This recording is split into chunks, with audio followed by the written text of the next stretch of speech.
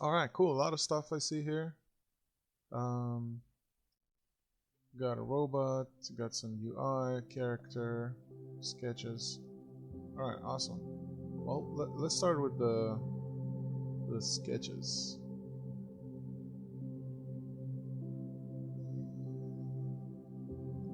Okay. So, yeah.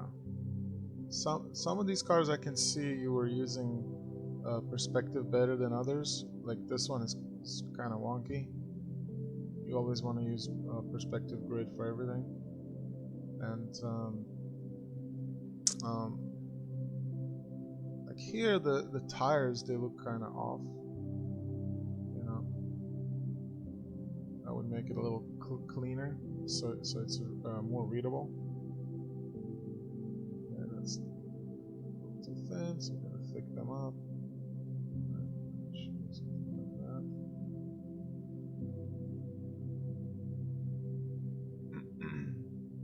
Yeah, and the tires, the wheels should definitely be up higher too. The car is not so low on the ground, you know, so high from the ground. I mean, it should be lower to the ground.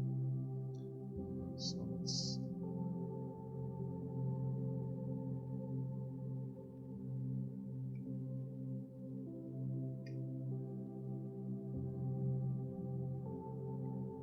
So it would be more like this. This is just a regular car. It's not like a four-wheel drive truck that it's really high off the ground, right? So the tires should be definitely higher.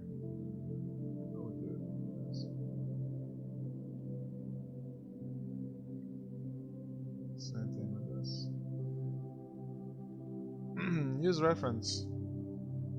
You know, always look at reference when sketching to see you know, all the elements where they are. Right.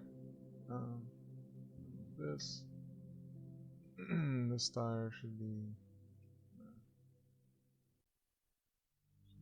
kind of like this. Right. That looks a little better. This looks a little tilted, so looks like it's gonna fall off the car. So this one. Cars are difficult. They're very difficult to draw. So you know, don't worry. Uh, until you get it, it's really hard. Um, you need a lot of practice. It's like almost like people. Sometimes it's even harder because cars they have a certain kind of look. They have these shapes, you know, rectangles, squares, and then you have the ellipses, circles, right, for the tires. And if you don't get those right, they look so off because we see cars all day and we know how they look like. And if it looks off, then the brain immediately recognizes something is wrong here. And it's like with humans, right? We see humans every day. We interact with humans, so we know how humans look like. So we know when it's wrong. But you see, I tilted a little bit, so it's not so like tilting to its side. So this looks a little more balanced, and you know, there's usually this plate inside, right, where the screws are and everything, the hinges. But yeah, I mean, good practice. I see some creatures here. I see it tried to give it some tone. Like it looks unfinished, so I would just finish it. You know, close the gaps.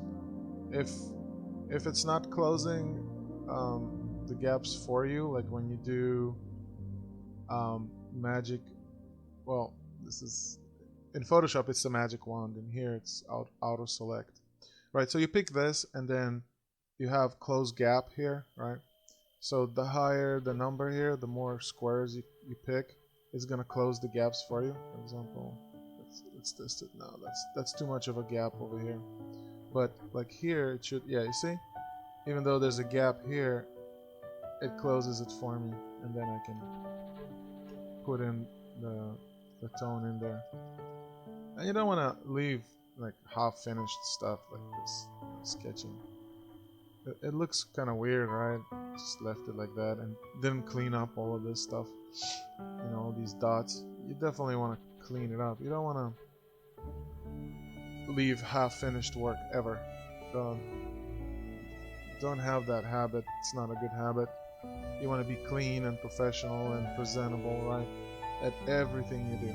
Not just art, like in life in general, right? You always want to have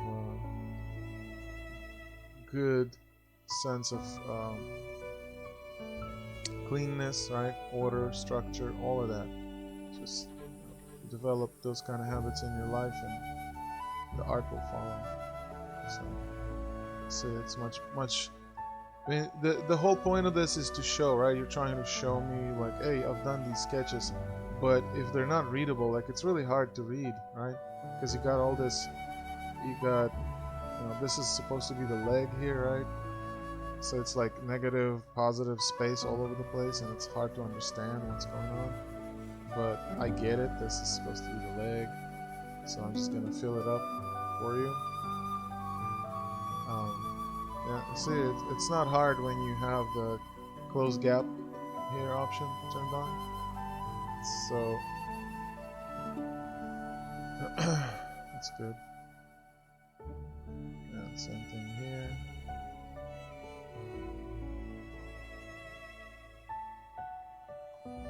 Much easier. Now we can actually take a look at the sketch now. This is unnecessary here. Yeah, just get in the habit of finishing your sketches even if it's a 1 minute sketch. Just at least close the lines, clean it up, and then move on to the next one. Because even your rough sketches should be understandable, not only to you. Like if you're presenting them, it needs to be understandable for others who are watching your work, right? So you definitely want to work on presentation. Okay. Yeah, this robot, like here, remember to use perspective.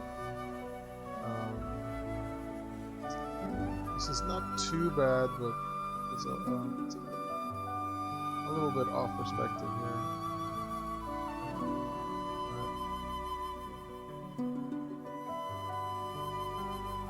Fix that.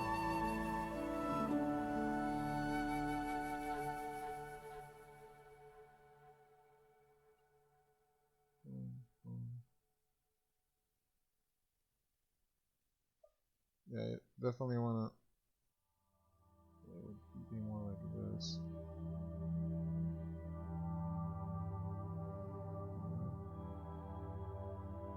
That's a little better. Got this dude.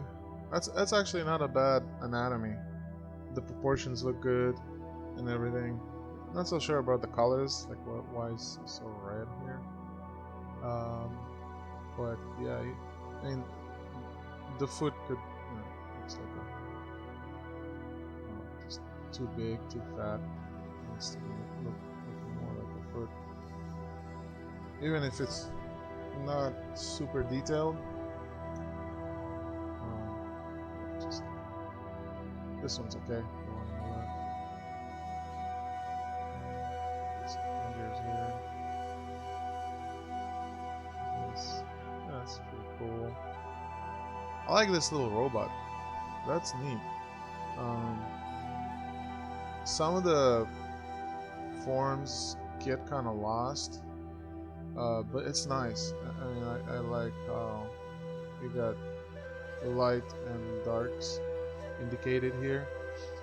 You could go a little further and bring some of these shapes out a little more.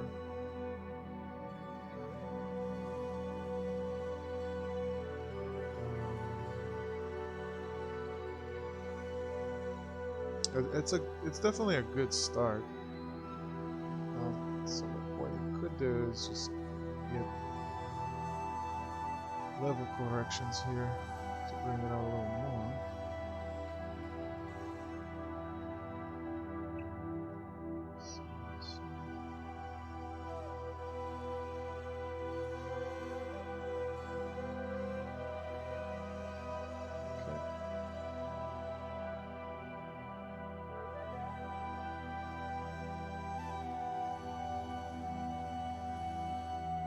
Let's play with it. See what we can come up with.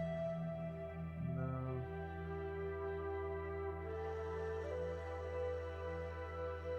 Just I'm trying to get a little bit more contrast in here, so it can maybe help us read it a little better.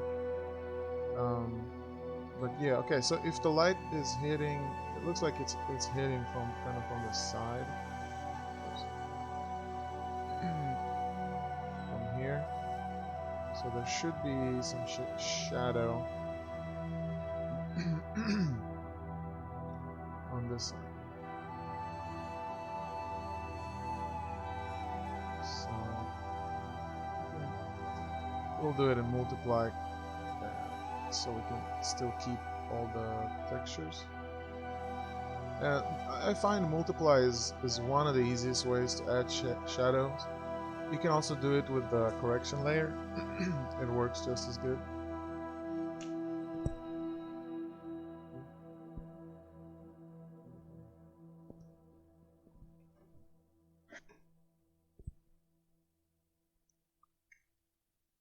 But yeah, nice little robot character for sure.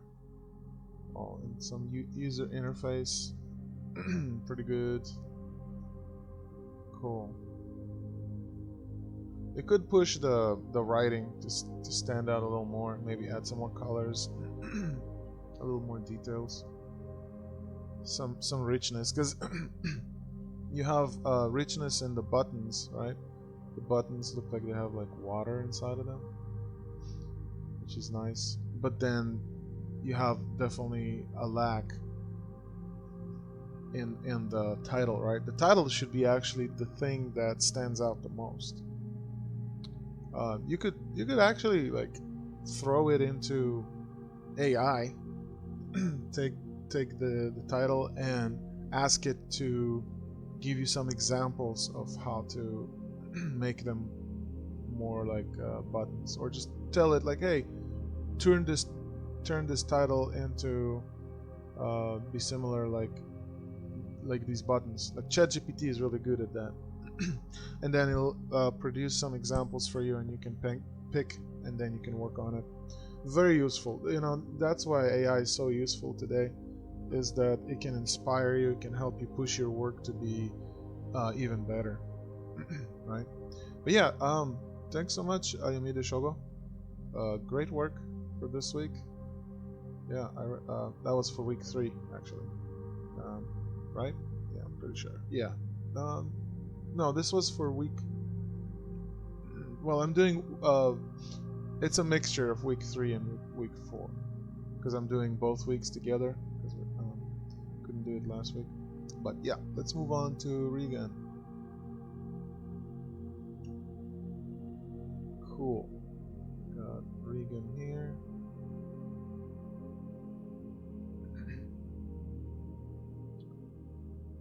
Okay, let's rasterize this. Okay, so the user interface can definitely make it a little nicer.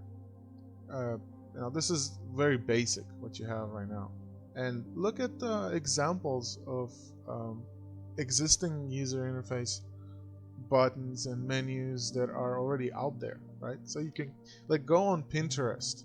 Pinterest.com is one of my favorite places to get inspired and look for references, and just type in, you know, game menu user interface. You'll get so much cool stuff over there. But just, you know, to suggest some little, you can select that. You could definitely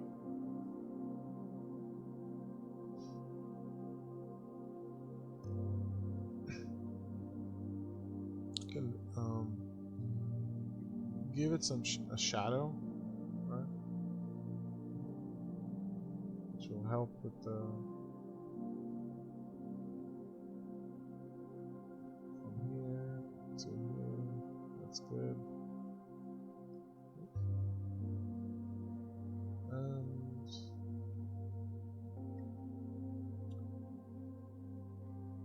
could be darker, like that here. So that.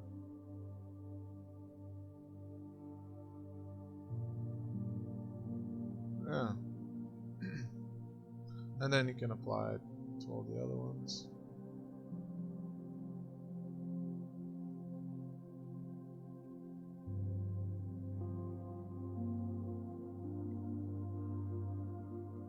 See, it's already better. And then the same thing you can do with light, right? Give it some light on the opposite side. Just do one, a copy of it, same as the shadow one. And I use an overlay layer. Oh.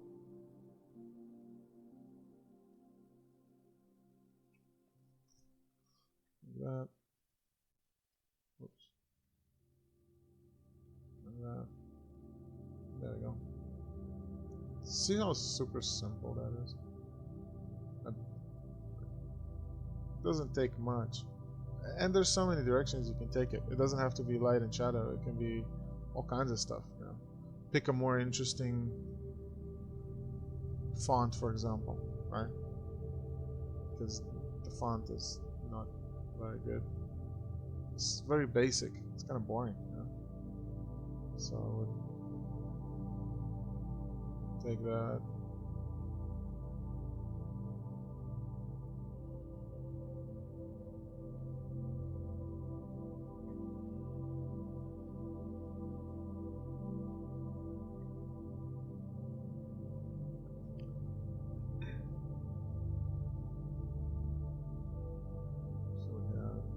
Menu, start, exit, support.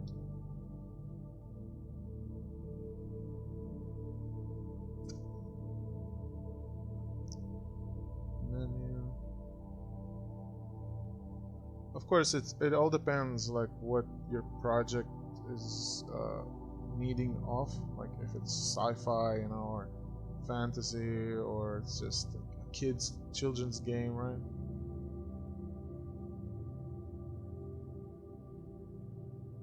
Well, it just so happens I have a pretty good font up here, so I'm just gonna use that.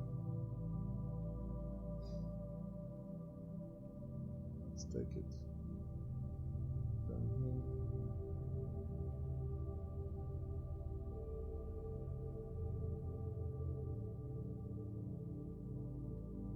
Menu. And probably, like, now that I think of it, start should be on the top, exit should be on the bottom. You should have it start,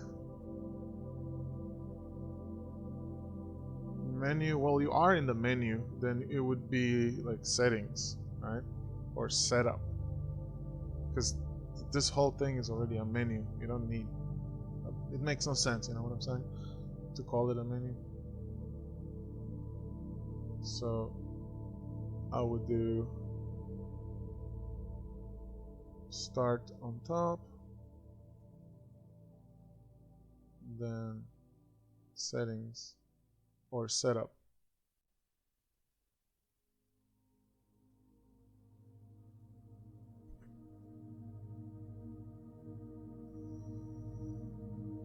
No, I'm gonna do it in caps.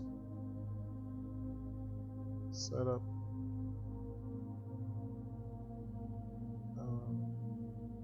Then support, and then exit.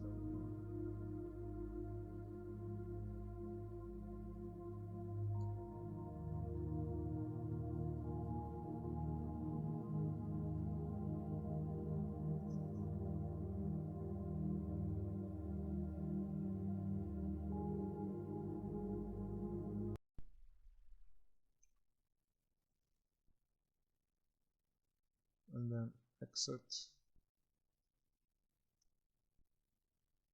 Gonna be over here.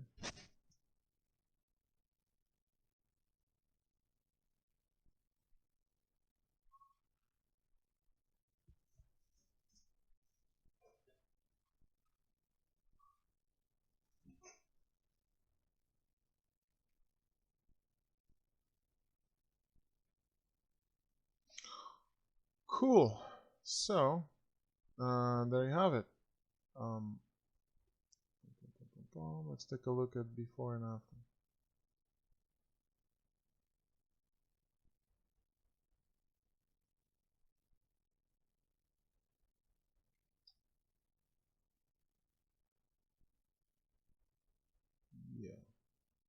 cool. Yeah. So yeah, just use um, this kind of workflow. I'll use examples to inspire you.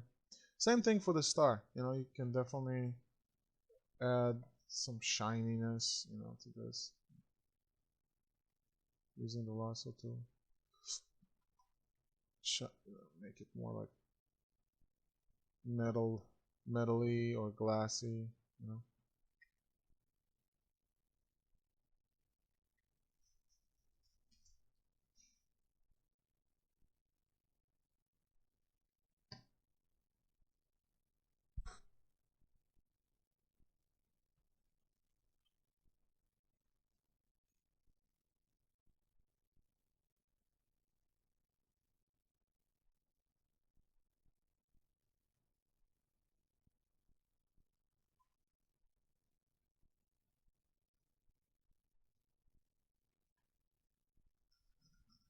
So kind of like this.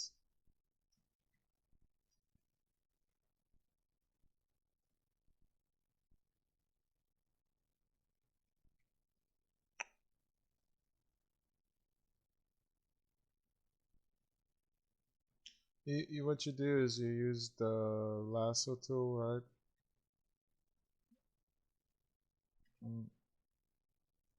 It's a bit challenging, but you create these shapes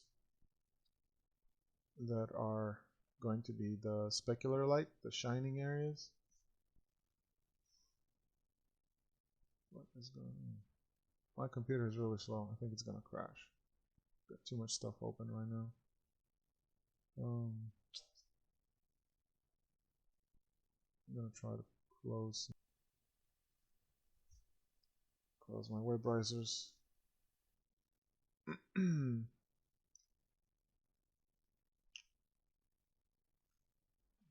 My computer is struggling.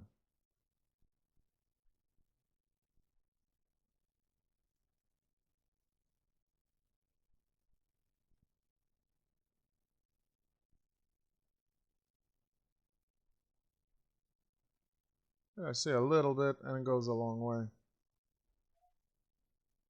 And you just go and do the same thing on the star and just make things a little shinier, little to make it pop a little better. In the environment, make sure that you have a gradation of dark and light. Like the background, what's in the background is gonna be lighter. So let me show you. So that way it's more readable.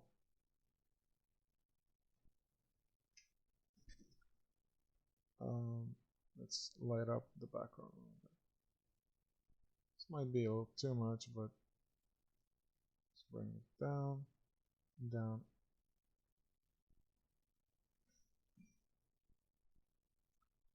So the moon is good. Right. Those mountains could be lightened up. And then, whatever is closer is going to be darker.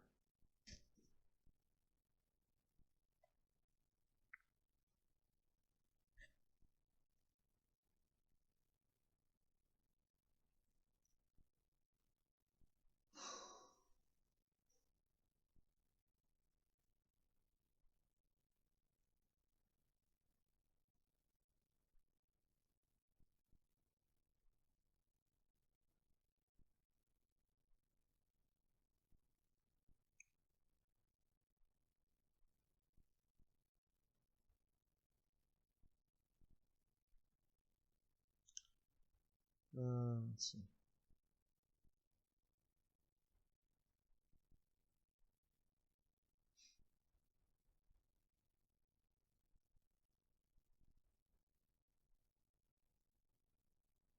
Some pine trees.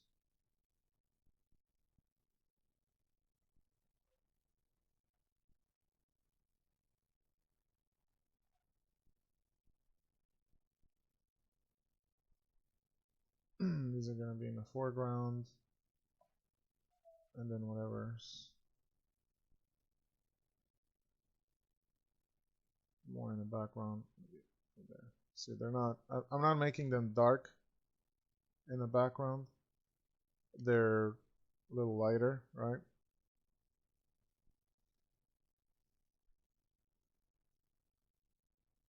And then as you go further, it shouldn't be that saturated. It should be like that.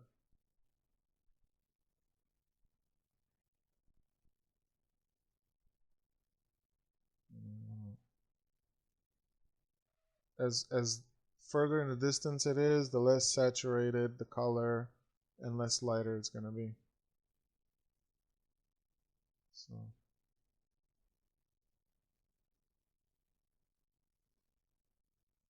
and this.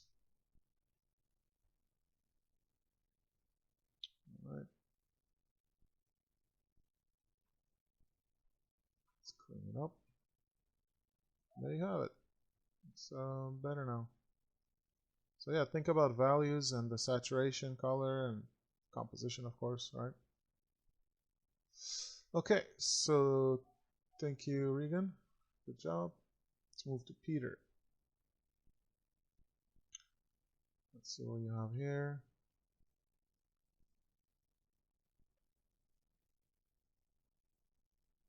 Ah, very nice. So you got some side-scrolling game design here. Now the one thing I noticed, this is really nice, but there's too much repetition, like the same shapes over and over. This is where like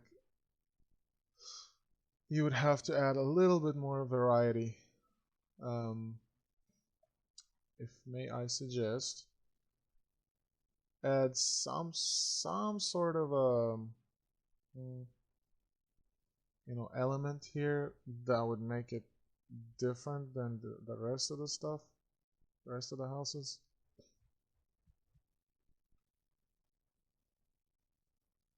And I think yeah, it's yeah, I need to restart my computer.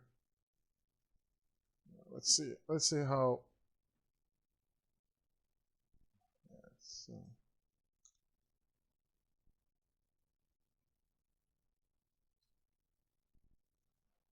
Yeah. Yes, something's going on.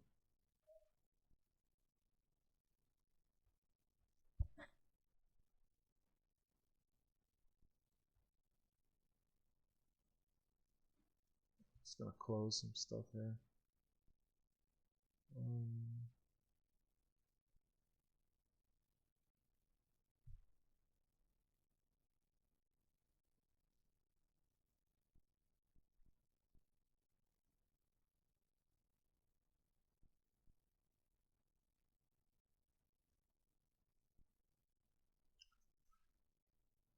Let's see if I can still finish your review, and then I'll restart my computer after this one.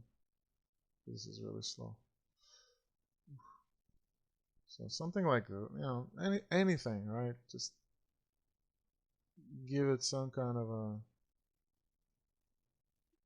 different look, so it doesn't look like all the same, you know. And then maybe this one, something like that.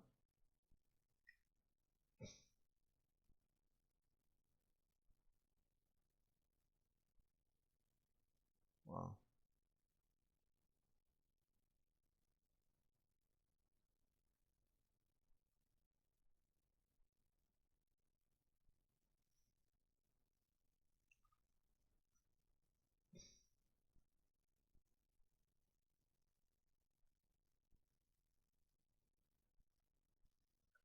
Yeah, my computer is not doing really good right now.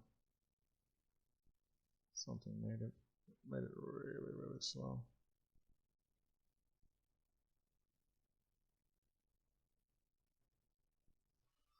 You see, now this looks already more interesting, right? And if you would just flip these um, bushes, right? Just flip them, and that will already give you a nice variety.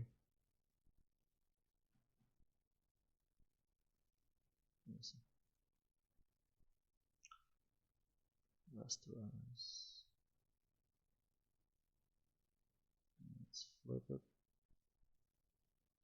and make it smaller or bigger. Bigger would be better because then we'll cover the white spot. All right. So you can, with just three different shapes, if you would have these three different shapes separated, you know, this bush, the lighter, the darker, and the small one, and then you vary between, you know, you just rearrange them, right? Um, you can have a lot of variety going on. This is what we do in games, really. Like professionally, that's really what we do, to save up on resources, memory, time. It works.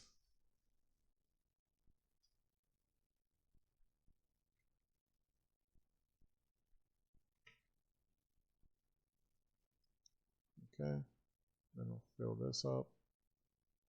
Fill this up. So, you know, you don't want your levels to look boring. You want them to look interesting, right? And you definitely don't want like a rock that looks exactly the same on one top of the other. Like you want to avoid stuff like that. You don't want to make it obvious, right? What I would do is I would move this rock somewhere else. So that way you don't have like one on top of the other exactly the same. And when you have elements that are exactly the same and they're one next to each other, you can tell. It makes it worse because you can tell like, oh, this is the same. This is like, it may make it look kind of lazy, right? And you don't want that. So one way to solve this would be to put it somewhere else. Like over here would be better. And then maybe move the bush over there.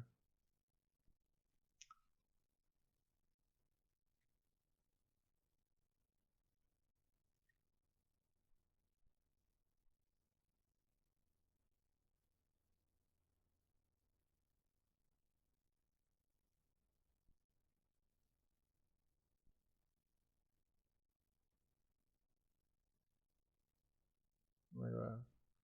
No, it's not obvious. And players usually don't notice stuff like that unless it's extremely obvious. So you want your levels and designs on a quick glance to look like it's all different and it's all original, right? But it's lovely. I love the style and I love the work that you did put in the little elements. It's the same thing with these little rocks inside the earth, right? You want to do variations of it. Do maybe two or three different variations of the same rocks but in different arrangements, and then you'll have enough variations. If you have like three different varieties of rocks, two three different varieties of bushes, rocks, trees, and that's it. You don't need much, and it looks varied enough, and it's not gonna look like it's all the same. Yeah, that's cool here. All right, you did figure out where the light is coming from, so that's good. Um, just you should use a perspective grid. Some of the houses kind of tilting to the side, you know. So these huts, you want to make sure they're positioned. Whoops. It's just gonna do that. Okay. Let's just pick it and tilt it manually. All right, like that. Because that really stands out. So gotta fix that part.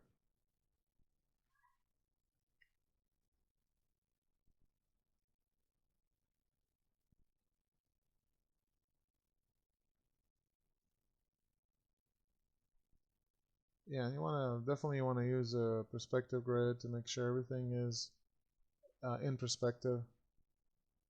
Um, you know, so even if these roofs are like cones, they're still gonna be hit by shadow, right? So if the light is coming from there,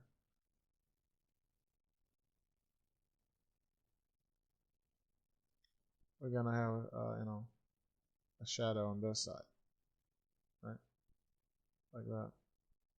And you can have another layer of light on this side to indicate, like, yeah, that's where the light is hitting, because you can see where the shadow is going.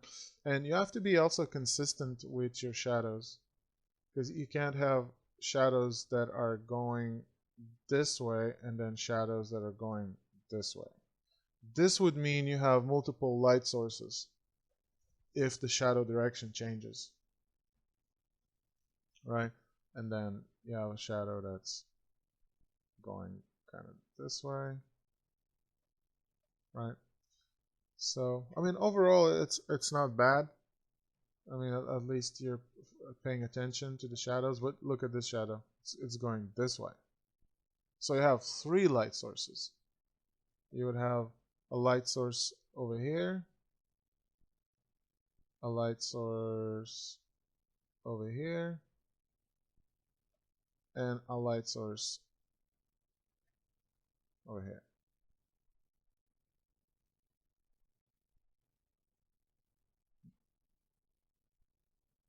Ah, my computer. Why are you so slow? Come on, work with me. Okay, see, you would have to have multiple light sources to have shadows change like that. But yeah, just pay attention to stuff like this next time. Okay, you got this. Yeah, I would add this shadow over here.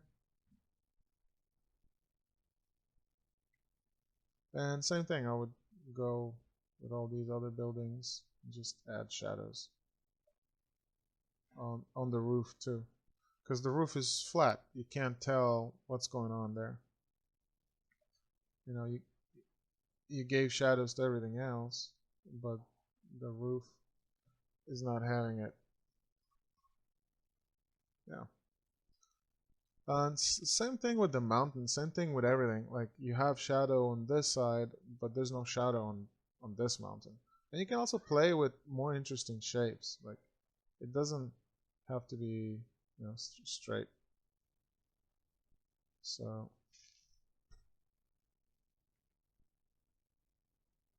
take this. Since it's further away in the distance,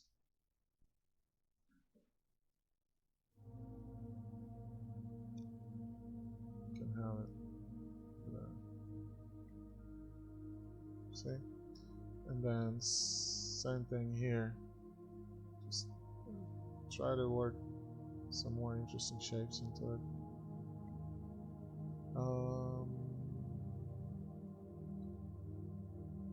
Gotta be consistent.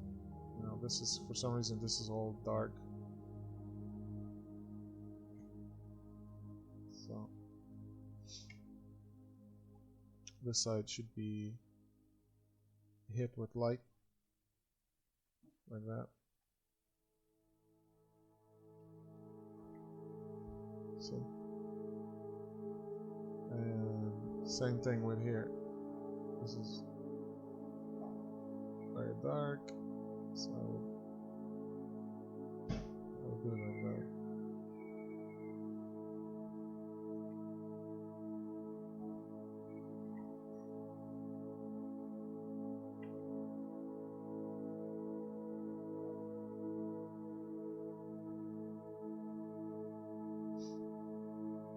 So since it's closer to the viewer, it's not so far in the distance, it's gonna have stronger light, more saturation, I guess. And you can even vary, little shapes even within here.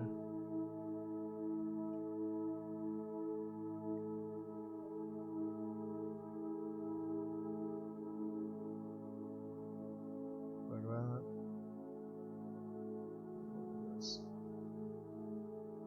Yeah, but that's more towards, the detailing part and everything. Yeah, good work, Peter. Let me go restart my computer and I'll be right back.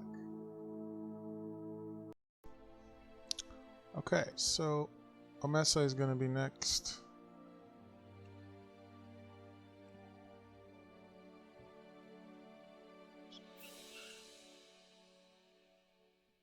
Okay.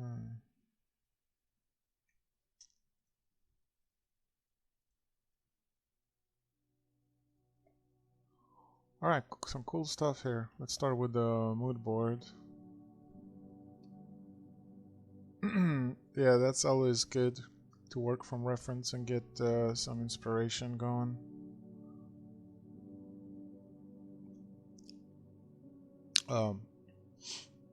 Much easier than to start from blank and not have reference at all.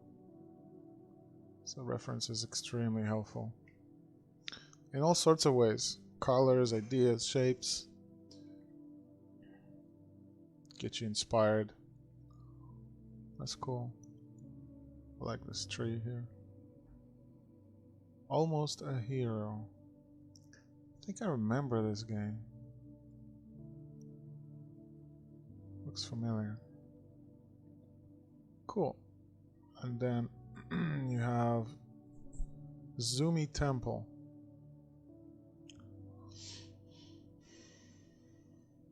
Okay.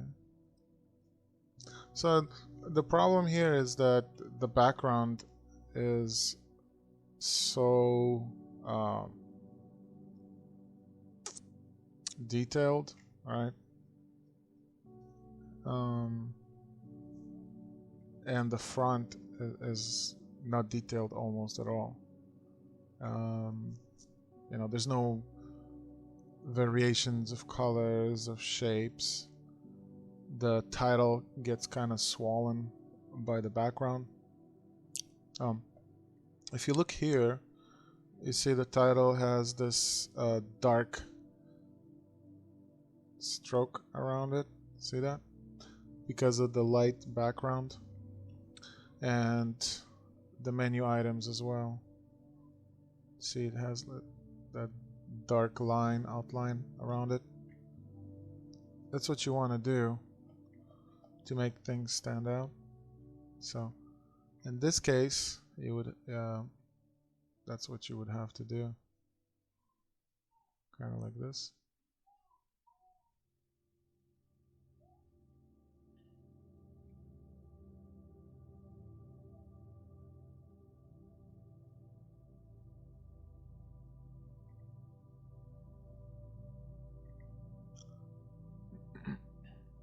Let me show you a cool way to create an outline that I like to use. So you select whatever you have. Then you create a new layer. Then you go to Edit and Outline Selection, and then depends on if you want it to go outside or inside. In this case, I'll do Draw on Border. I'll bring the pixel to 1. Click OK, and boom, I have an outline. Pretty clean. But it's thinner than what I have on the Z, so I'll go back again. And I'll make it a little thicker to fit. There you go. I can do it to all the letters actually. So I'm just doing a selection here.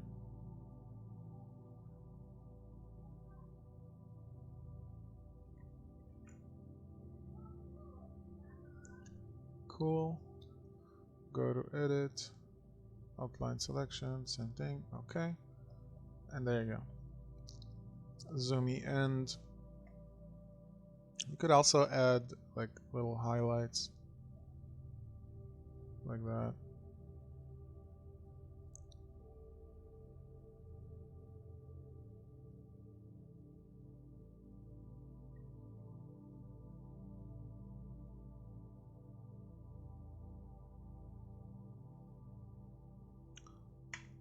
Just to give it a little more volume, you know, thickness, more interest. Yeah, and you can like take it as far as you like. You can add some shadows, maybe on a multiply layer.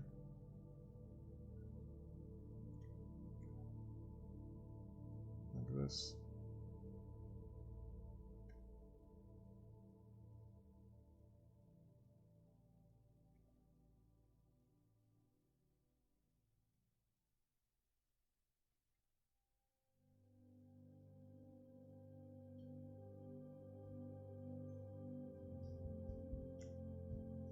Yeah, looks nice.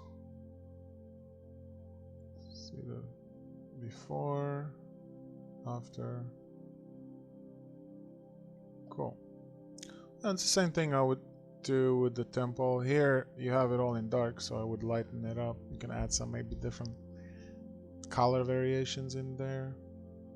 Let me show you how I would do that. For some reason, like, it feels like you could add red in there. And an overlay layer. Pick a brush. And then go give it a little bit of a red.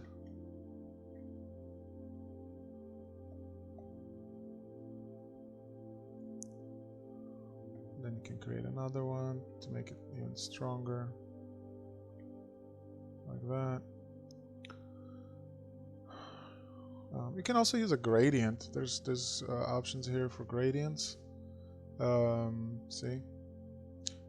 But you'll have to make sure the gradient is curved. So you can adjust it.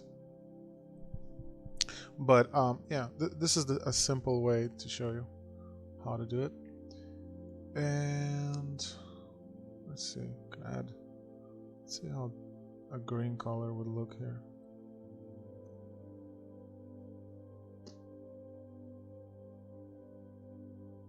Because you have these green colors, right? So it's a temple. There's like a jungly mountain feel. So green is not out of place. It looks pretty good. See, looks nice. And then I would do the same thing like I did with the zoomy. I would, let me see, select that plus this, and then do the same thing with a dark outline selection. 3, yeah, boom. See? Now it's better. Now it stands out, and the whole thing needs to be bigger too. Like the title. That's what I mean. The title. So I would have to flatten this image. And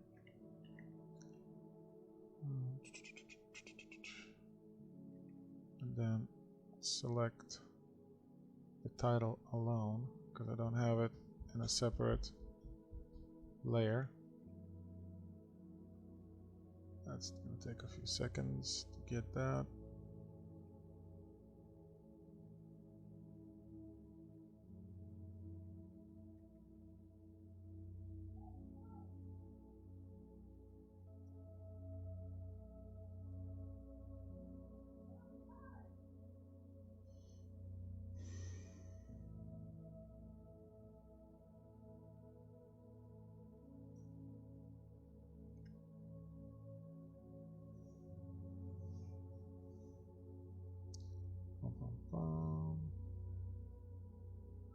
Okay, now let's take that. Now I have it in a separate layer. Like this. Right about there. And I can go with the clone and just, whoops, wrong layer. Just do that real quick. Quick and dirty, but just to get the idea across. So we don't have that in the background.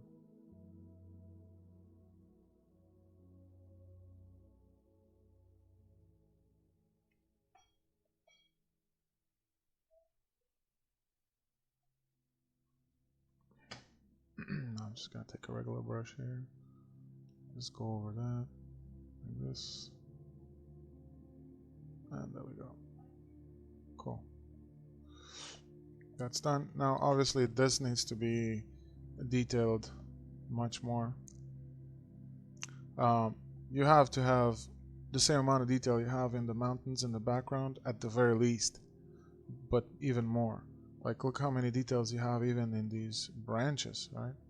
You have details in everything except the main thing that you need to have most details on, which is this whole thing. The gate, the entrance to the temple.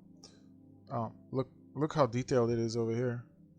See all these cracks, the rocks, the little gems, right? The designs, the little moss, grass that grows on the rocks, all of this good stuff. The texture, it all reads well. Look at this one.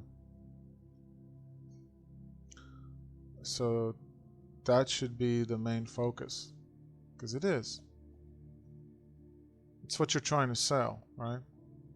So you definitely need to rework this and add more details to the rocks and everything, and make it as readable as everything else. Maybe you ran out of time, but the same thing with the menu here. You know, you want to give it the same kind of love as the title, right? And alright, I see some sketches. Looks like this is what, props, like a chest. Okay, it's an interesting design. Front, back, side. Okay.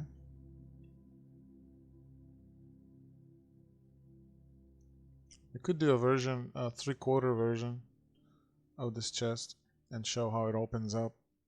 That would be a cool portfolio piece. And this basketball guy. Zumi Temple. So it has to do somehow connect with the basketball, I guess. Yeah, I mean the proportions are kind of off, and I think you try to do foreshortening.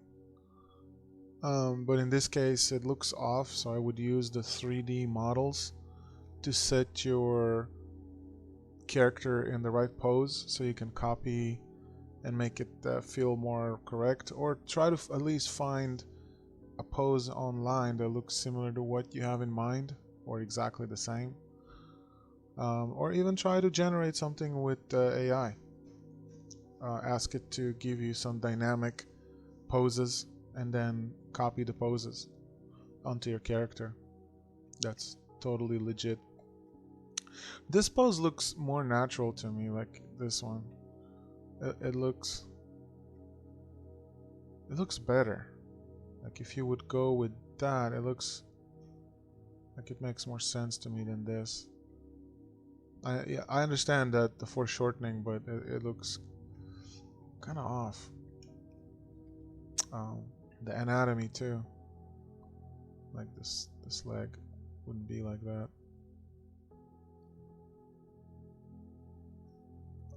Maybe like this. And then, you know, perspective and foreshortening, all of that. Yeah, a 3D using the 3D model here in Clip Studio, if you have Clip Studio, would be your best bet. You have all these different poses, and you can set it up in whatever pose you like, and you'll be amazed by how helpful it is. All right, thank you, Abraham.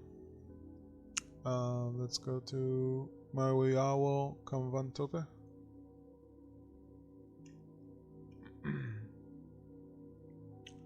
It's quite a bit of work here. Let's see. These are just duplicates. So I got that. Let's get that a little closer here. Oh, gotta rasterize it first.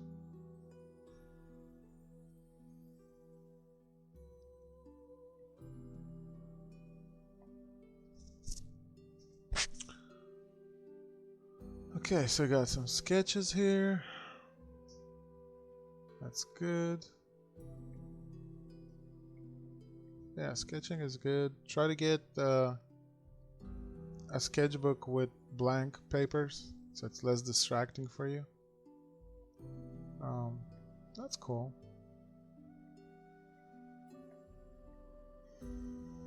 Shady hands. Yeah, that's the one thing that's missing. It's the hand.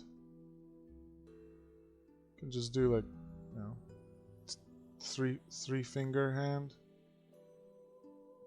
That could be pretty interesting. Not well on. Can't read that. Something with the hands. My guess is you're not very good with hands, so you had issues with hands. Do some hand practice, you know?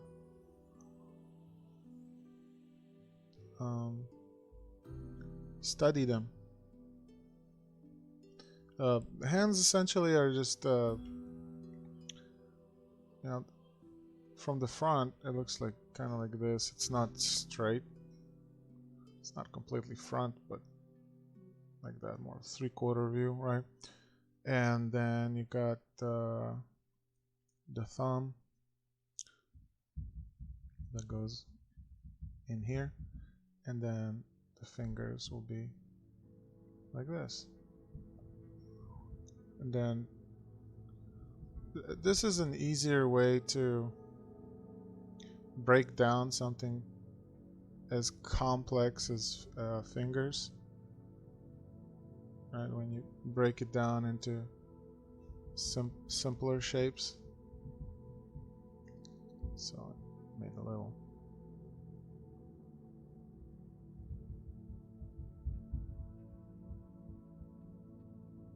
like that, right? And then just continue and draw all the other fingers, and then from the top it's kind of like this. This is just to break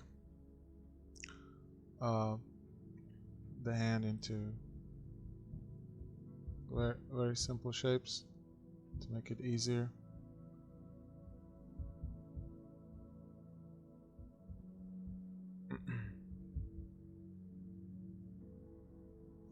That's from the top. Then got the thumb here, right? So we go, yeah. Right. You can approach it like that. And same thing here.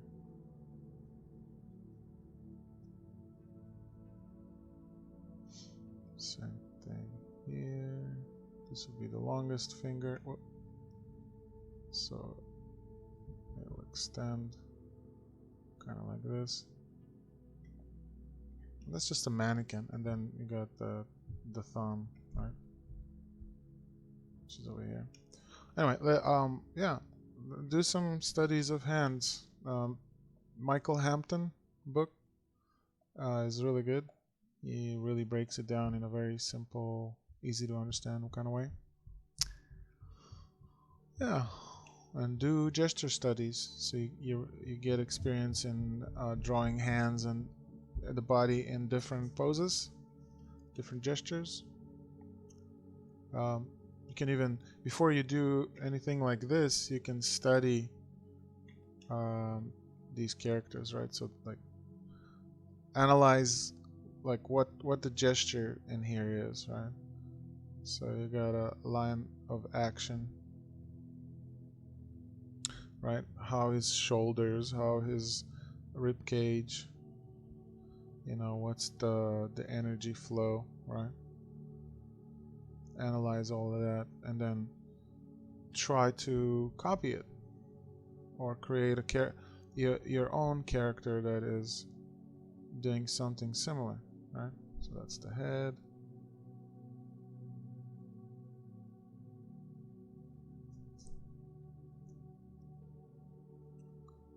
So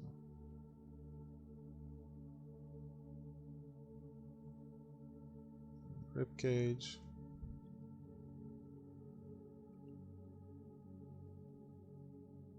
that's like, maybe he's touching his hat, right? About to, like, maybe he's doing yes ma'am to some lady, or maybe he's about to hang his hat or whatever.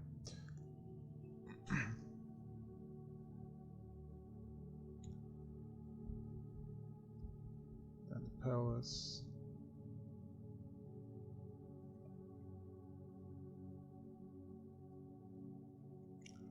Actually, more like this.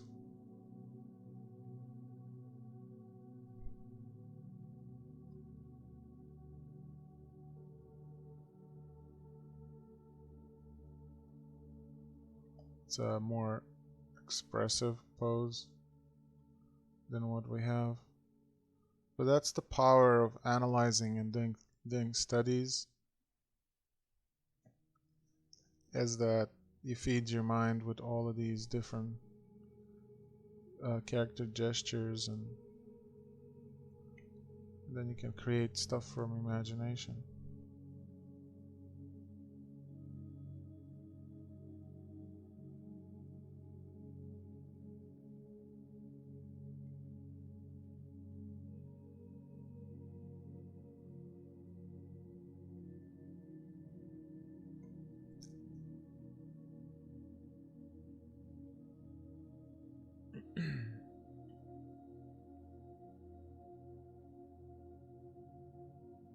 So, and now that's not stiff looking. That looks pretty good.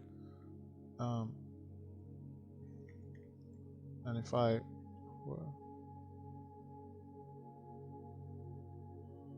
flip it, it'll still look okay.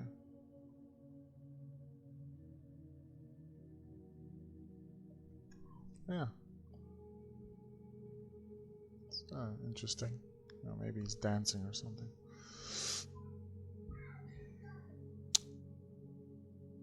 Okay, we got some user interface, which is good.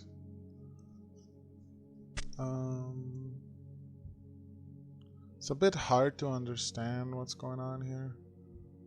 I understand like this. The font is too thin, so I would thicken that up, like make it just like over here. Make everything thicker, bigger, so it stands out better. Health. Oh, okay, this is like a lighter. I get it. Okay, I get it now. So you got a lighter. Alright. It took me a few seconds to understand what this is. Yeah, I think this thing is too big. Maybe rework it a little bit to look like a lighter. What would help is maybe having like a screw over here to help indicate that this is kind of like a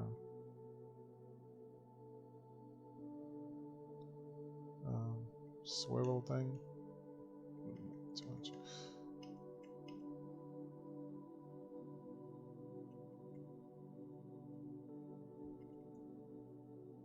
Just a little bit, yeah. That helps. That little bit helps. Weapon wheel. It looks like the hat from the top, if I understand. Pause button. Bones. Alright, well, I would love to see it all implemented. Okay. I see. Ah, okay. That's clever. Okay. Now that I see this, I understand the pause. I like that. That's creative. That's actually quite creative. To have the pauses like these two bones, and then you have the cursor. Yeah, just find Bob. That was the objective board, right? Yeah, find Bob. Just make it thicker.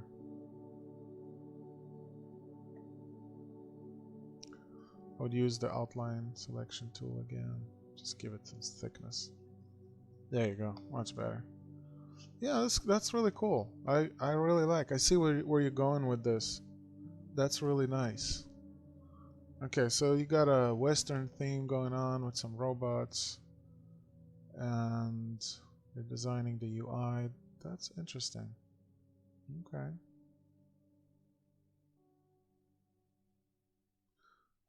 Yeah, I mean, if it's like a sci-fi Western thing, you could implement some. One sec. You could implement more like sci-fi elements into your designs. You know, some metallic parts, sci-fi shapes, some lights. You know, you can always push it more. Make this look more the lighter. Make it look more like it's metallic. You know, it needs some specular light. So.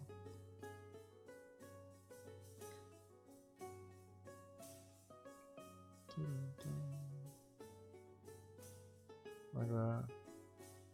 Yeah, you can always improve things and make it better. And this, it's like a cool. Well, awesome. I like the submission. Thank you, Miawawo. Miawawo. Convantope. Good work. Let's go to John next. Oops.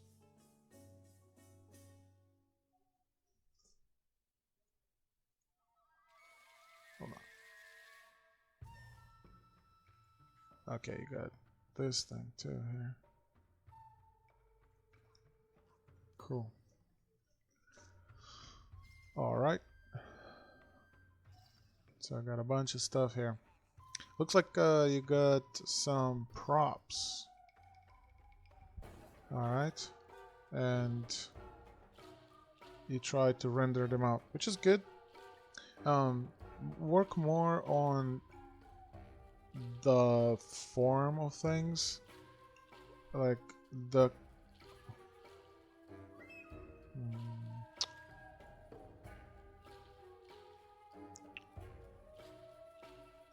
So the grenade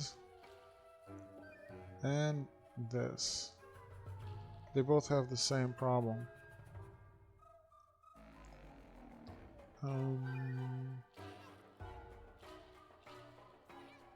The perspective is a little off.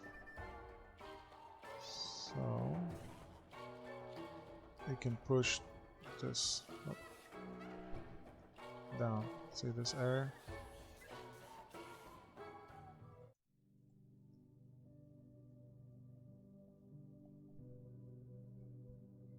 Okay. Same thing with here. It's a little imbalanced.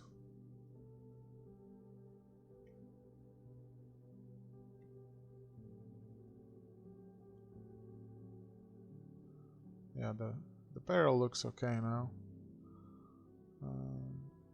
But here, you see how your line here goes like this? That would be true if you would be looking from underneath. But you see how these lines are going like this? And now you have inconsistency in your perspective. So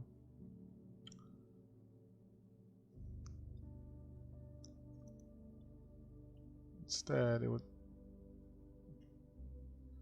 it would keep it like that, it's probably more like this.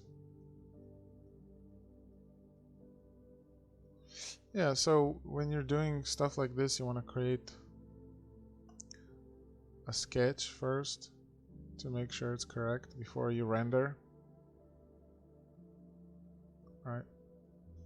Then the perspective will change. See, like this, and then you render it out.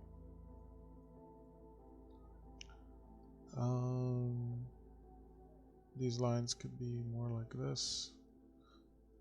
Indicate the roundness of the barrel a bit more. Like this. Then just delete that.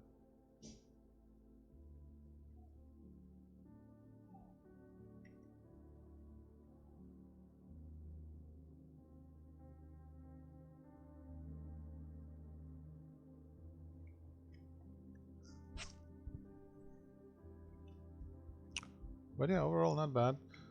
Can make, you know, some details like showing the grain of the barrel more. Right? It's wood, right? So just look at how wood looks like and how the grain of the wood feels, and then just try to mimic that.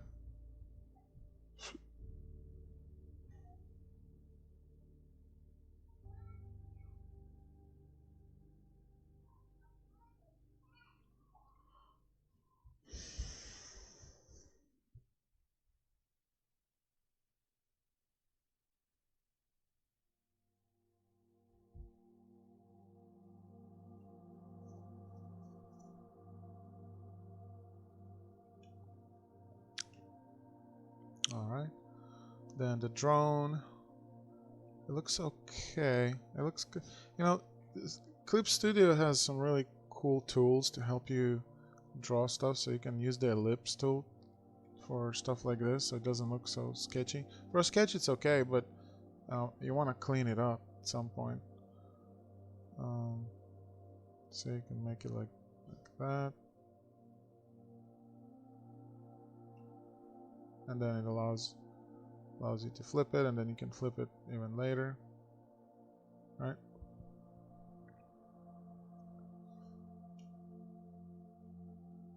Then you just set it in place. See, now you have a much cleaner line happening. And then you can copy that. That's gonna be the top, right? And then press shift, make a clean straight line like that, and combine them, and boom. See? You have a base for the rotor.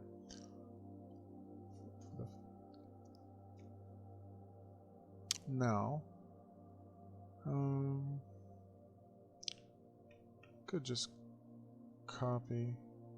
I could create a new one, a new circle, or new ellipse, but I'm just gonna copy it in this case to give it some thickness, right?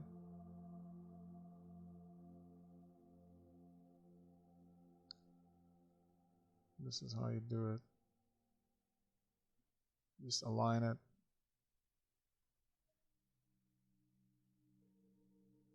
Actually, this area that's closer to us is going to be thicker than that.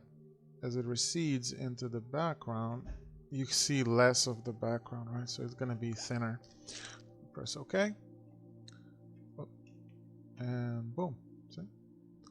Now we got that. And then you just complete it. Actually, yeah, you can actually get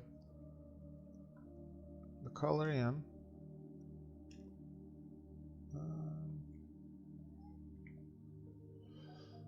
Area scaling needs to be higher, so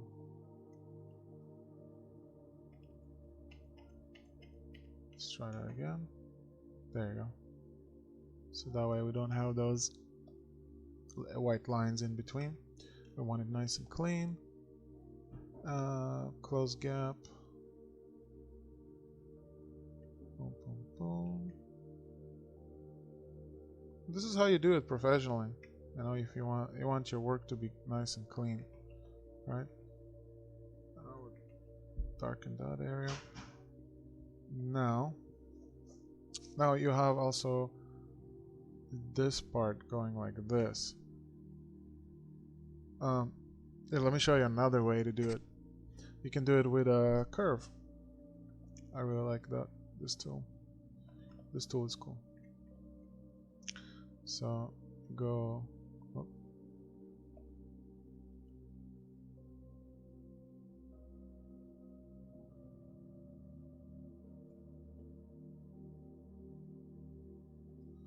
There you go.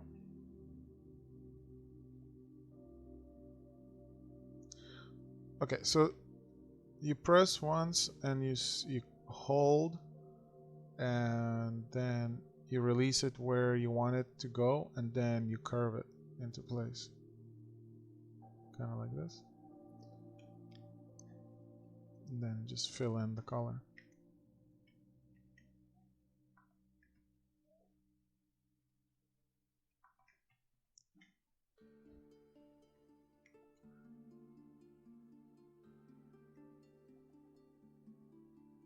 It could be a little more curved here, like that. That looks better. Same thing here. Oh.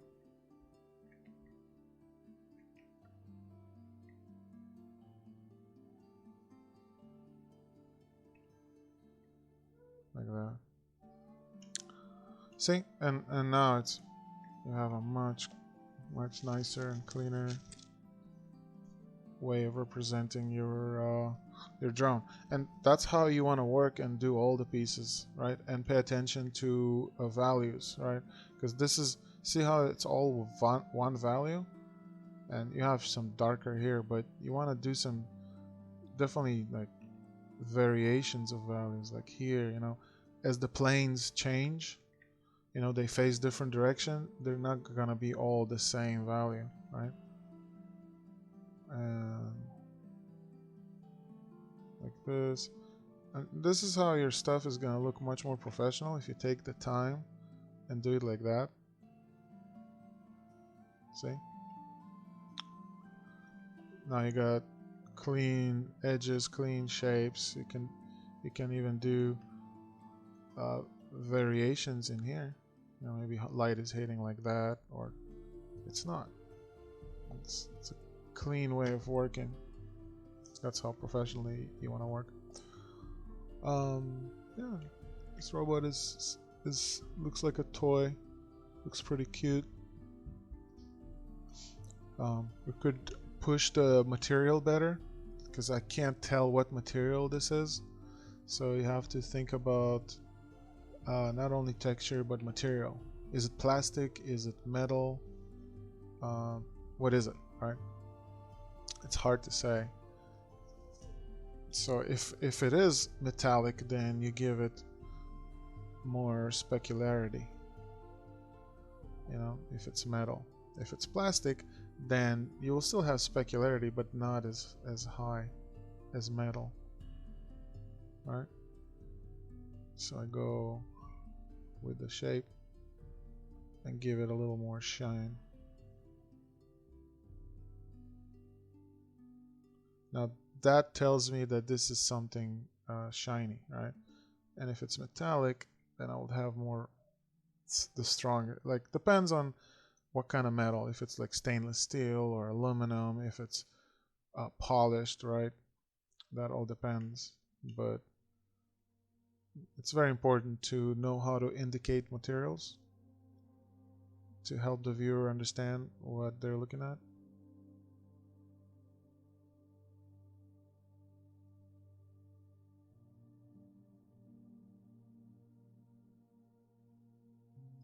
Same thing with this. I would say this is plastic, you know. So since it's a toy, then most likely it's plastic. So it's not going to have a super strong specularity.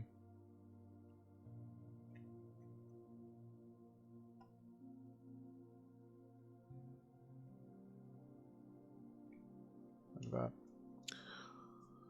Okay, John, good work. Really nice. Yeah, just keep all of these things in mind, and hope to see more work from you.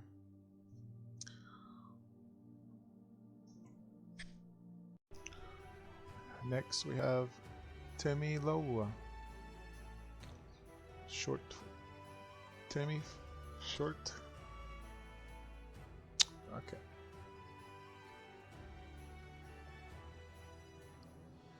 That's cool stuff here.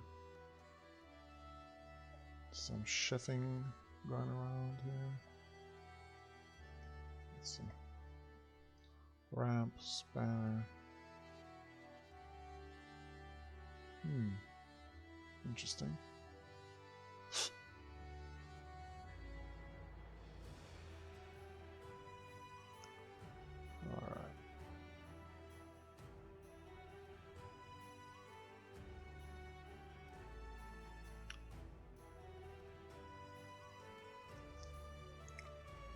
Okay, so I'll just start with these guys here.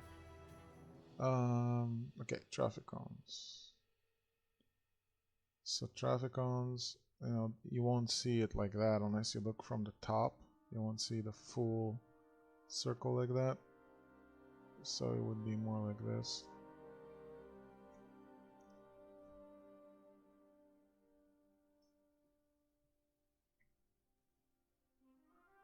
If you would look from the top, then yeah, you would see it like that. But otherwise, you would see it. It's more from the side view. So keep your perspective consistent.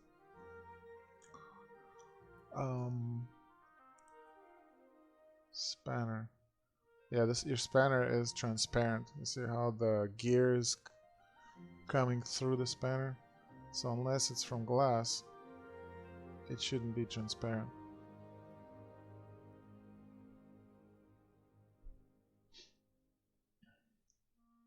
So make sure it's not a glassy spanner.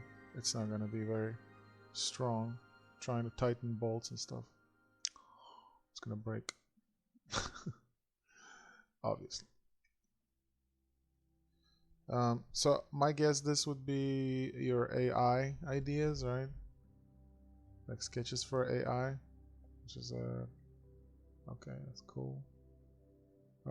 Try to push the style a little more. Like that's the traffic light is like simple. You could make something more interesting. Like there's different shapes of traffic lights. You can really play with them.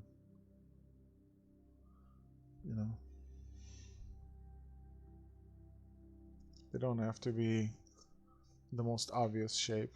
You can do all kinds of different shapes.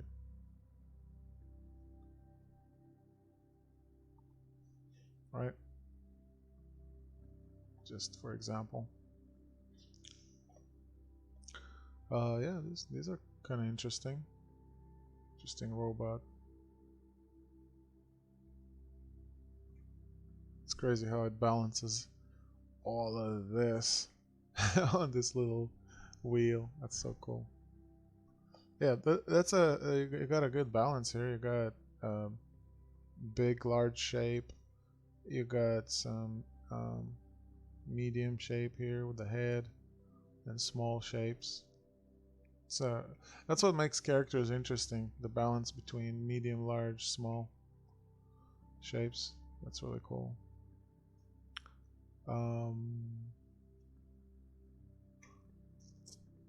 Yeah, like over here, the order up, it kind of gets lost in this monitor.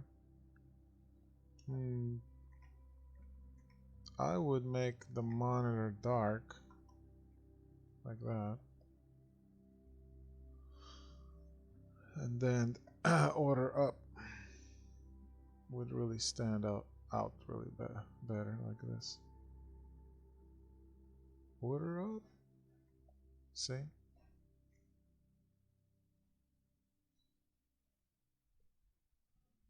That looks better. Always remember to think in contrasts. Color, value, right?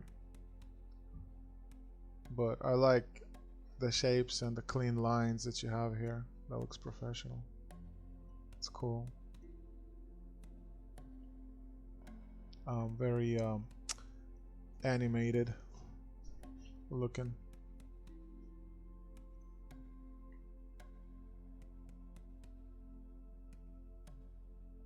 Okay.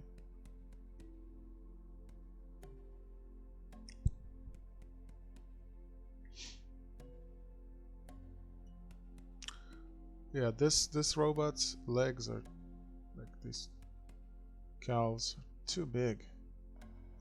They don't need to be that big. It just doesn't work with the design. Like, this would be better. And then you could compensate on the top, or make his chef hat like more exaggerated or something.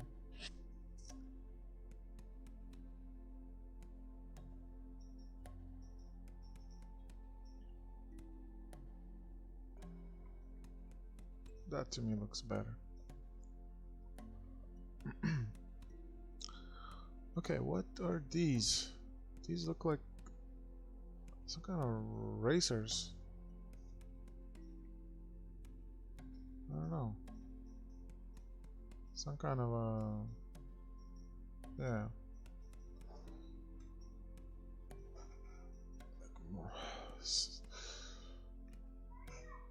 Some kind of machines that you ride, like flying, not flying even. This one may be flying. But either way, you know, I see you try to apply perspective. That's good. You're using basic shapes here. That's good too.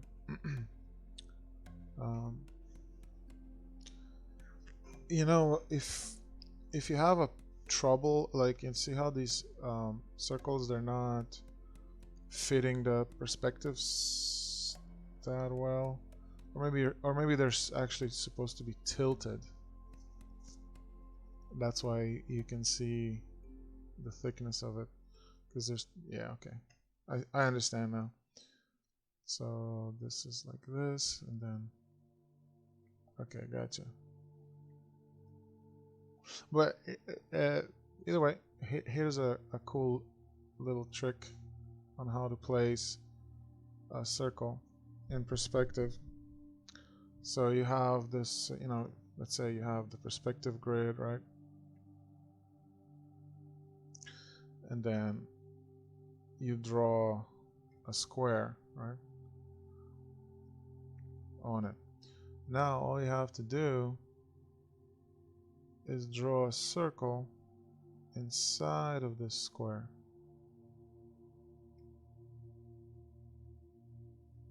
And now you have a perfectly drawn circle in perspective, and whichever the perspective is. So the trick is just to have a consistent grid wherever you have it,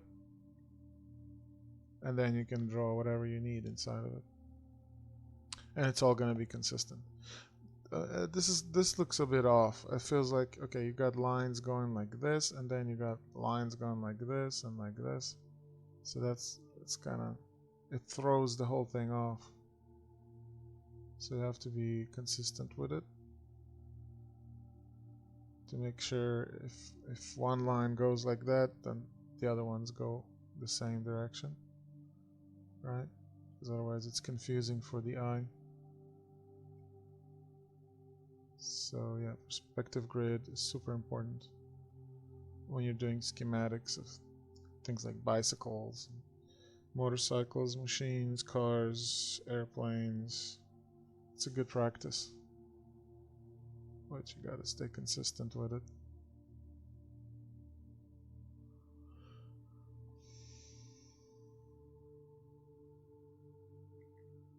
Yeah, so this is definitely like, okay, I see the fire like underneath, so it's supposed to be a flying machine. Cool. So same thing here, you know, when you're working, you definitely want to have a grid set up, and let's say it's going to be like that. Use the perspective symmetrical ruler, or you know, the create a perspective ruler from here and set up your grid. But right now I'm just gonna do it by eye.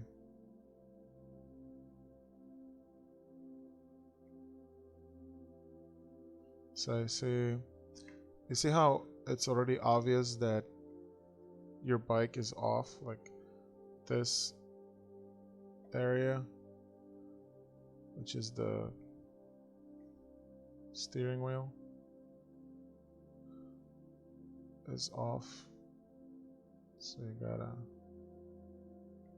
turn it so it'll fit the perspective like that.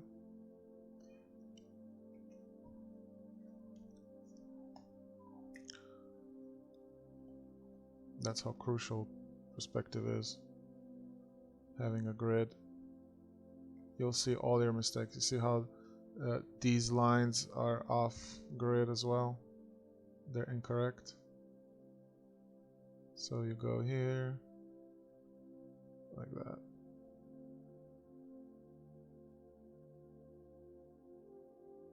No, that's correct.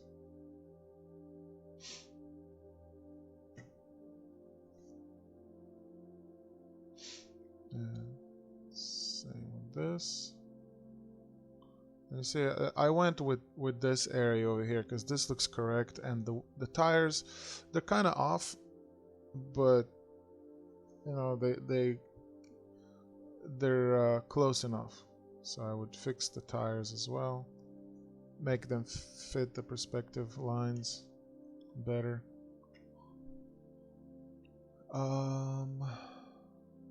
Yeah, so now it looks much better. But this design, oh, okay, I see. Okay, so I guess you would sit over here and it would ride this way. Okay. But in that case, you also need a tire over here or something. Like this.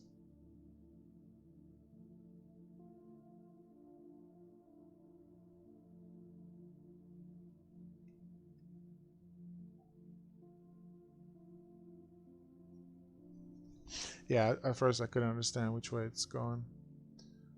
But yeah, like this is okay. Yeah. And look at references from real motorcycles and stuff.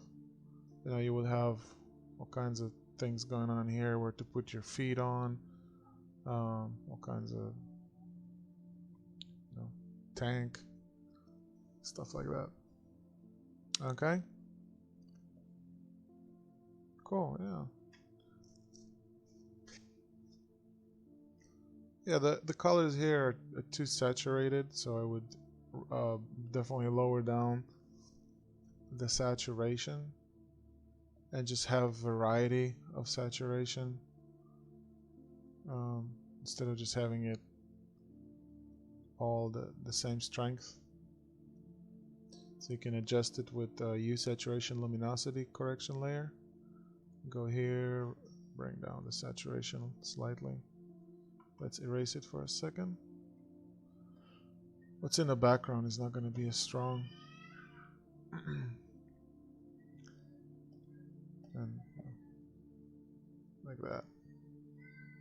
So now not everything is a strong color. It's a little more balanced. Yeah, and make sure to use perspective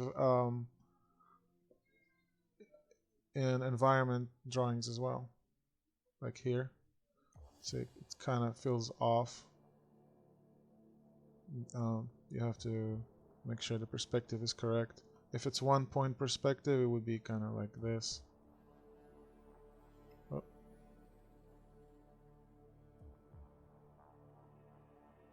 Alright. Alright, well, cool work. Thank you, Temi. And Faith, last but not least. Alright. I was able to get to your folder at the end, as I saw you shared it as I was recording this video, so good for you. I like what I see, it's really nice. I like this. This is nice. You could probably lower down the saturation on the background a little bit, because it's kind of strong, obviously. Oh, lower down the music.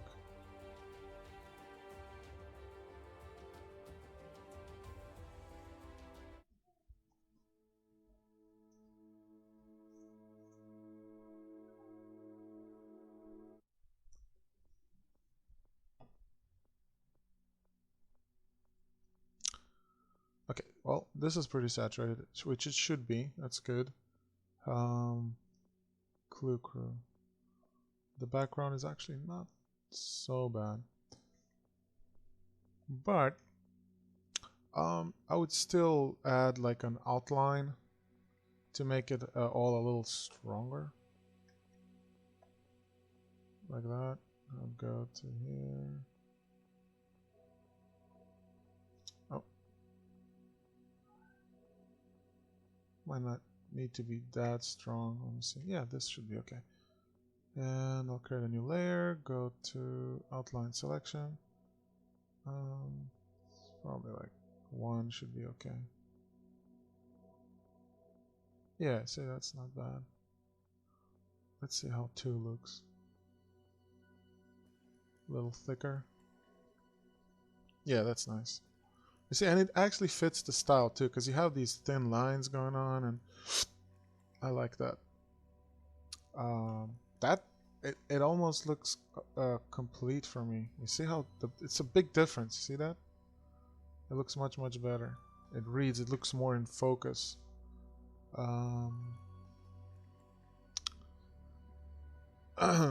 Now for the buttons, like here, it disappears a little bit. So what I would do, I would darken the button a little bit. Boom.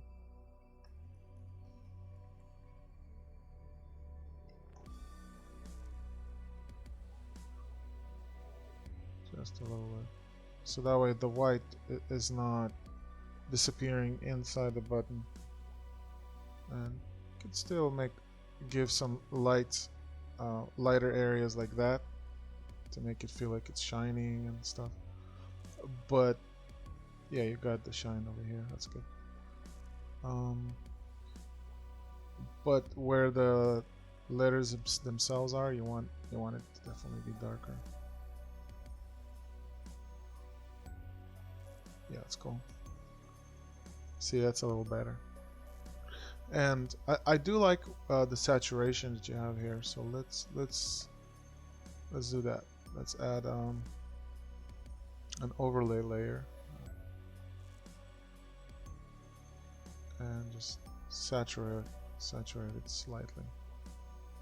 See? Boom. Beautiful. Love it. Now it's not feeling like it's hard to read, because you want to make it easy on the eyes, you know? What overlay does, it lightens up and saturates. But if you're not going on a very light color, it's not going to light it up much. It's just going to saturate it. So that's why it works so well. Here it's okay. Maybe I would darken it a little bit, but it doesn't bother me that much. I like it. It's lovely. It's quite lovely. Appreciate that. Okay, we got a sword. Nice. So definitely a good start here. You could definitely push the grain of the wood a little bit, you know, make it feel like, okay, it has the color, because this could be read as leather too, and you know, you want to indicate what it is. See, now it looks more like wood. So materials, super important. Super important. Okay. And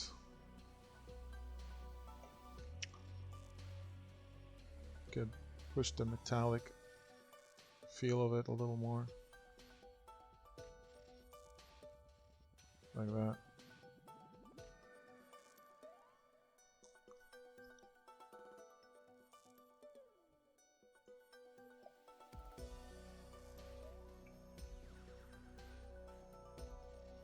There you go.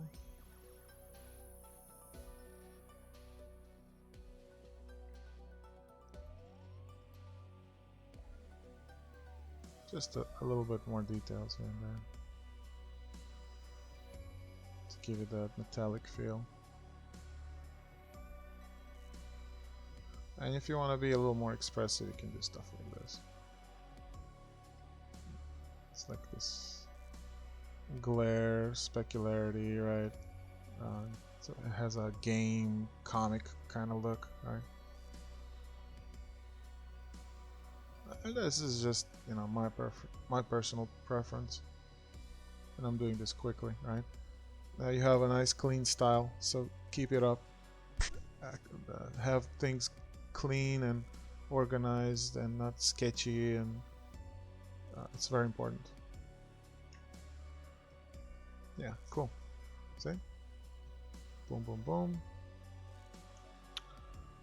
You could push the saturation slightly on the handle, and you can add maybe some more colors if you like, to add vibrancy to the whole thing. So boom, boom, boom, like that. And then some variations of colors in here as well. And some of this. And some of purple, maybe? So, it looks more interesting. We've got some vibrant colors going on, and it just looks nice. And you could push it even more. Alright, let's do let's see, color dodge. You know, maybe it's been hit by a rim, some kind of rim light. That's too much. You could give it some lighting like that. Yeah, the glow dodge, right? Boom, boom.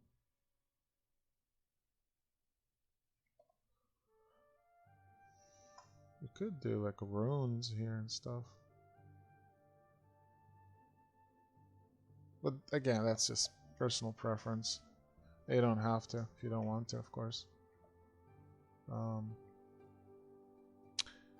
But I did want like give it a little more.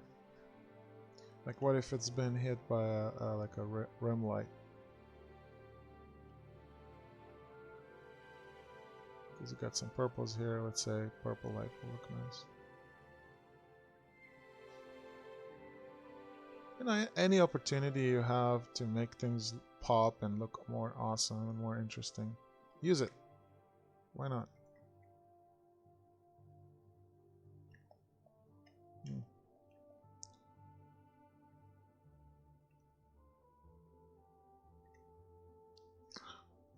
Doesn't look so much that great on the blade, but it does look good on the handle and stuff, so you can keep it like that. Maybe the light is just hitting this area and that's it.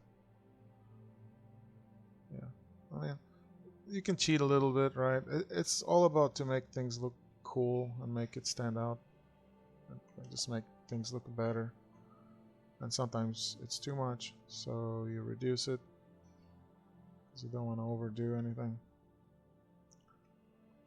Okay, interesting. What do we have? That's before. That's after. Alright. And we got a character. So there's definitely a proportion issue. I like the character though. You know, the head is way too small. Gotta do something about her head. So the hair is good. So what I would do is I would just take this part with the neck, because the neck is tiny as well. And definitely make it bigger so it looks more natural. So you have good drawing skills. That's really nice to see. So that's cool. Good. See, now it's much better. See the before, after. Let's close the gaps here.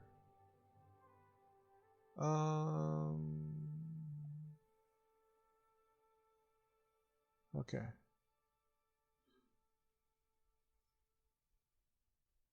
Okay, so this arm feels kind of off. It's too short. Like this area. I know it's for shortening, but it should look a little longer. But this is not as bad as this arm. This arm, like if you would use the 3D model, to set it up, it would help you a lot. So there's a few ways you could solve it. Let me think. Like, okay.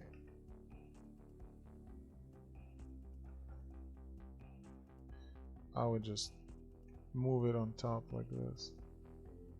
This way it would look better, and it would not look like a short arm. It's just gonna look like it's foreshortened, and the arm is right here behind this. But it would have to be more in a shadow, so we could indicate it with an outline like that.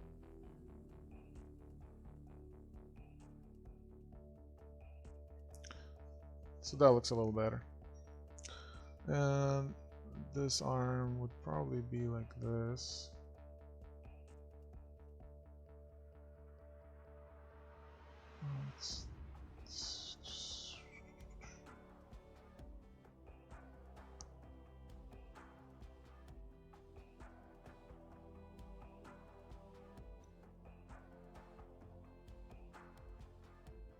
Kind of like that.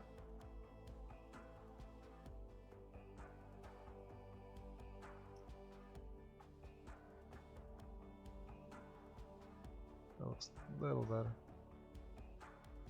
Just gotta indicate that. Yeah, but the 3D model really helps. But I like how you did the callouts to show that this is jeans, but it doesn't look like jeans yet. What you need to do is indicate texture, so that way the material will read better. So let me show you. You could do it in two ways. You can take the actual texture of the jeans. That would be one way. That would, you do it like that, like this, and then let's say like this, and then you do it on overlay, remove it, make a mask, and then you start bringing it out, right? See, that's one way to do it, and then you just copy paste until you cover all the pans, right? It will just go something like this, right?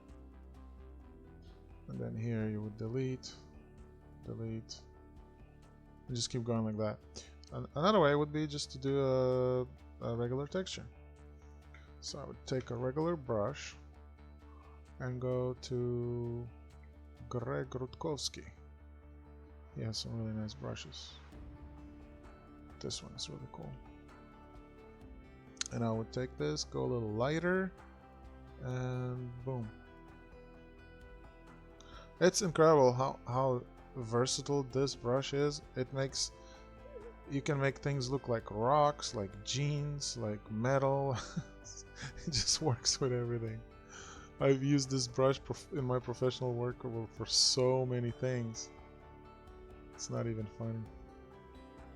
You can put this on overlay too, or not so much. Let me see. Yeah, you could, but you gotta be careful so it's not too strong. But you see, texture, really important. It brings so much more believability and realism to even something stylized, right? Because even something stylized like a cartoony anime type of character, right? It's still based on realism, and people, our minds, we really appreciate that sort of stuff. So what's nice doing it in overlay layer is that the texture goes through all the colors and it works with everything you already have set up on the character. So on the shirt you can indicate some folds. can do it. You can do it quickly with lasso. You just have to understand how folds work in order to be able to do it. But again, that's the realism I'm talking about. You know, it means it's not that it looks hyper realistic. It means it's based on the rules of the world that we have, right? Because everything is based on those rules. We're not living in a different universe that with weird rules that don't apply to our world. So, you know, clothes feel a certain way, they fold a certain way, right? So that's the sort of realism I'm talking about. Or you can just paint it in too.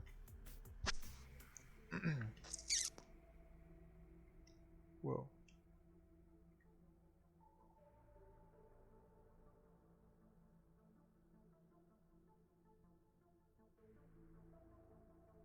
Okay, that's not too bad. And then probably the last thing I would do is add some shadows. You know, that's another aspect of giving more realism to your characters, is, you know, to give them some form, right? A bit more form. So it can be Pixar style as far as I'm concerned, but it still needs to have the same rules of light, color, shadows, right? So you do have shadows here, so you can push those further. You know, here, this, there. Yeah, overall it's a pretty good piece. You know? I like it.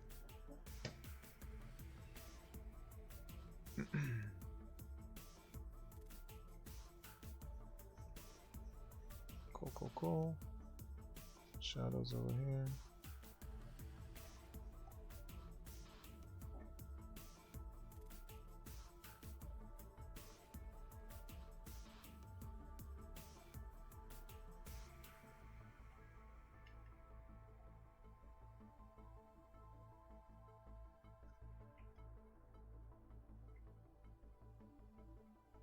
Yeah, less flat. See, she doesn't look so flat anymore.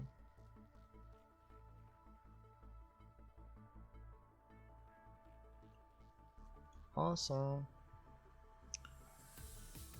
Cotton material. So yeah, the cotton. See how it has a little bit of a like a certain look to it. So the same kind of texture won't work. But what you could do is give it a little bit of a specular look. It's almost like a shine to it, right?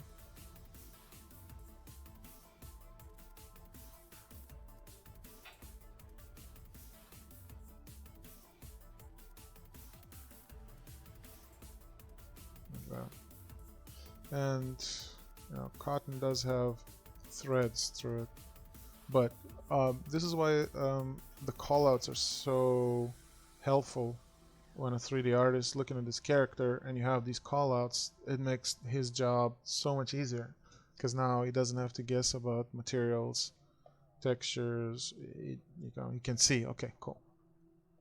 This is the kind of stuff art directors want to see in a portfolio. Callouts. And it's the more problems you solve by giving callouts, for example, or giving more angles, showing function, right, designing, you know whatever it is, like this works like this, and then this goes like that, you know, whatever. The more of that kind of stuff you can do, the more helpful and valuable you are to the crew that's working on a game, the Clue crew. Alright guys, so that will conclude week 3 and week 4. I hope to see more work coming in for week 5, 6, 7, and 8. Don't give up, keep going, and I'll see you later.